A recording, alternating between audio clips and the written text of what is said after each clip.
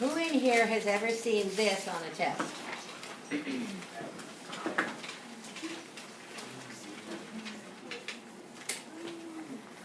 How many of you have ever seen that on your test? Do you know what it means? Zero. No, what does it mean? Happy. It means you have not followed the order of operations. That's why you got the problem wrong. Most often it's because you added before you multiplied. But it's very important that you follow order of operations. Now let's review them real quickly. The first thing you do is what's in parentheses. Exponents. Okay, then you do multiplication and division.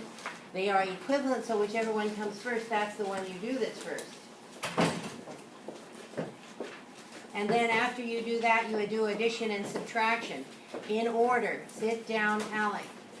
You can throw it away later. No. All right, now today we're going to be dealing with, we're going to evaluate expressions like we've done before, only this time they're going to have negative numbers in them. So your parentheses are going to be critical. We're going to do things like this. We're going to have minus YZ. Minus Y. These negative signs are not connected to the Y. They're part of the problem. Be careful. We're going to have Y equals 3 and Z equals negative 5. So to do this problem, you've written it down, you must write it down first. You cannot start from there. You have to start here and then you jump into it with negative 3 times, when they're written together it means to multiply, negative 5. Minus, and Y is 3. Now, according to order of operations, we do all multiplication before we do any addition. So we have to multiply these two together first. That's negative 3 times negative 5. Ella? 15. And we're going to have 15 minus 3, which would be what? 12. Okay? How would you know that if it's saying it's subtraction rather than multiplication? What does subtraction mean? When we have a subtraction problem and something we remember, we put it in parentheses and put a plus sign over there. That makes it a negative number. Okay, so does this mean to subtract? Yes. But probably the best way to do it would be to go like this and put the plus sign in there.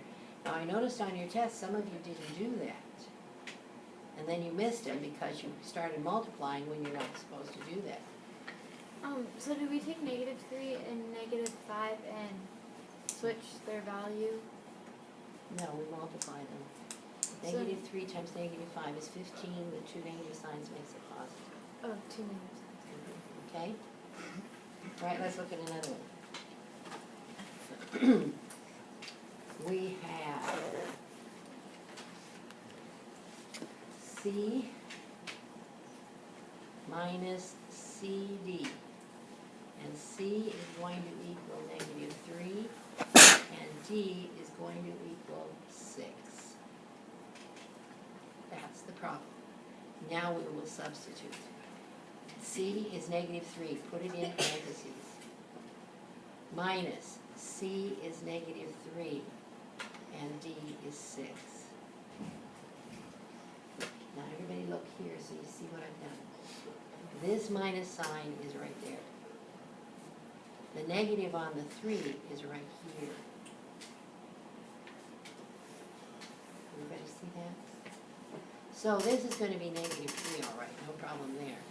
But now, Thomas, this is where we're talking about you need to put the parenthesis or the circle around it, you know, like this, and the plus sign in there. And that says the opposite of negative 3, which is 3 times 6. What's 3 times 6? So it's going to be plus 18. And negative 3 plus 18 is going to be 15. Thomas. Doesn't So, so the subtraction sign between a negative 3 and a negative 3, so that's pretty much just saying the opposite of negative 3. So is that always going to say opposite, or? And it's gonna say add it. Okay? So will there ever be a time when it's actually going to be a subtraction, or it's always going to be opposite? Well, remember we defined subtraction as adding the opposite?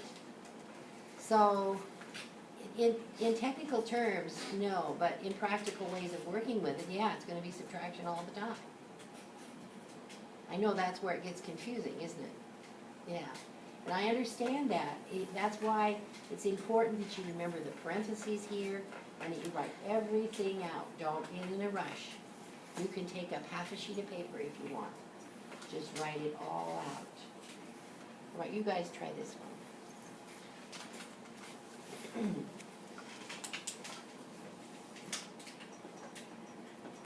Minus, let's see if I've got anything that's, haha, here's a little better, okay, that's a little much better.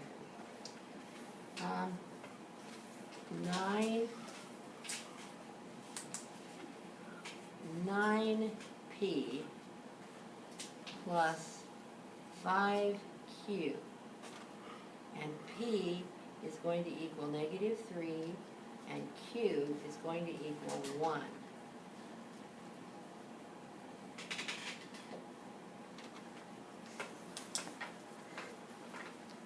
Write that down first.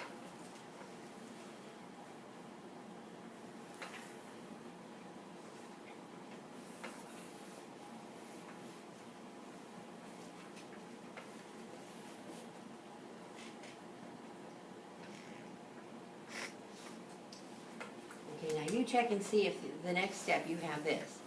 You have 9, and in parentheses you have a negative 3, plus 5 times 1. Is that what you got? I just did 9 times negative 3 all in parentheses. How did you write the times? With X. No, don't use an X. Okay, you need to use a parentheses with negative numbers, okay? So then you had negative 27 plus 5. Everybody, I don't see your heads moving. Yes, Mrs. Lehman. Thank you, Brennan. Okay, and then you have negative 22, right? How many of you got negative 22? Okay. Then let's try this one. Now this is going to be a little harder. You're going to have to think about this one a little more. You're going to have negative m plus 7n over s plus 1. And m is going to equal 2. N is going to equal negative 1. And s is going to equal 2.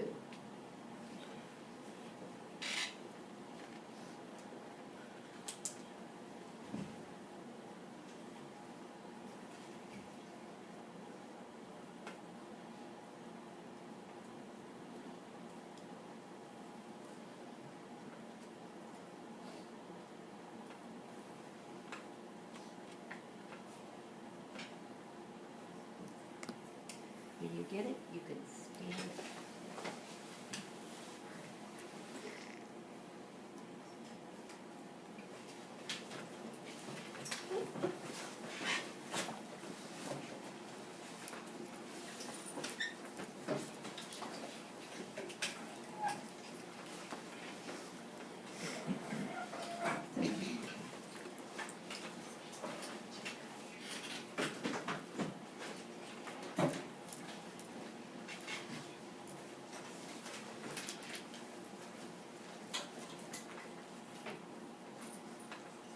All right, Josh, what'd you get?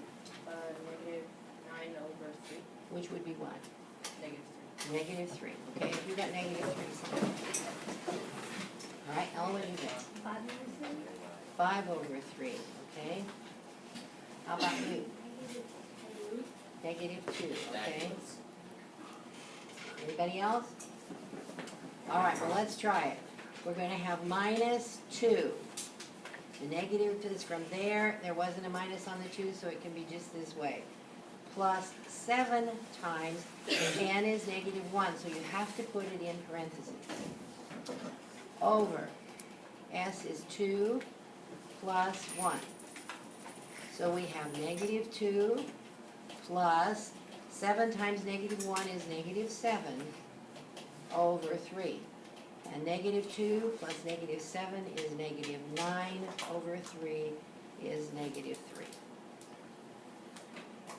You just did a major algebra problem, guys. Very satisfactorily, you just did a major algebra problem. Okay? Well, this is what it's all about. The main thing I want you to understand, you have to take it slow. Don't just suddenly look at the problem and give me the answer. No, no, no, no. You write it all out, every bit of it.